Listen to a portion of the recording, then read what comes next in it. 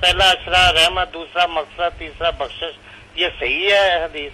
نہیں، حدیث نہیں صحیح. یہ بار بار ہر جگہ لکھا ہوتا ہے نا، لکھا ہوتا ہے. وہ خطبہ آپ کا سناتے ہیں کہ آپ نے شعبان کی آخری رات یہ خطبہ دیا، مگر علم حدیث کی روشنی میں اس کے راوی ضعیف ہے نا. یہ دلیری نہیں بھائی امین کرنی چاہیے. جو چیز اچھے طریقہ سے آپ تک ثابت نہیں ہوئی، مستند نہیں، وہ منسوب نہیں کرنی چاہیے. باتیں اس میں کچھ اچھی ہیں، کوئی بری نہیں، مگر سارے اشرے جو ہیں وہ مغفرت کے بھی ہیں، رحمت کے بھی، اتم من النیران کے.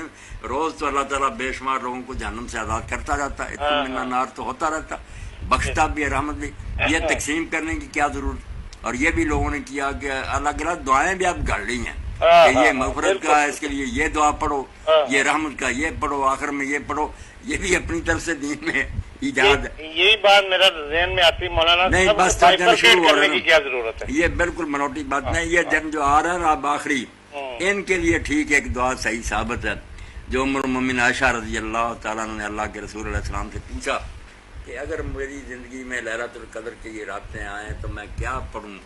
تو آپ نے فرمایا اللہم انک عفو تحب العفو فاعف عنی. یہ دعائیں راتوں میں نا بہت پڑھنی چاہیے. ہمیشہ بھی پڑھتا رہے تو بہت اچھی ہے، مگر راتوں میں تو کثرت کرے کہ اللہ تو بہت معاف کرنے والا ہے، معاف کرنا تجھے بہت اچھا لگتا ہے، میرے گناہ بھی معاف کر دے، میرے مجھ سے درگزر فرما. کسی روایت میں کریمن کا بھی اضافہ آتا ہے؟ نہیں، اتنا ہی ہے. اللہم تحب العفو فاعف عنی.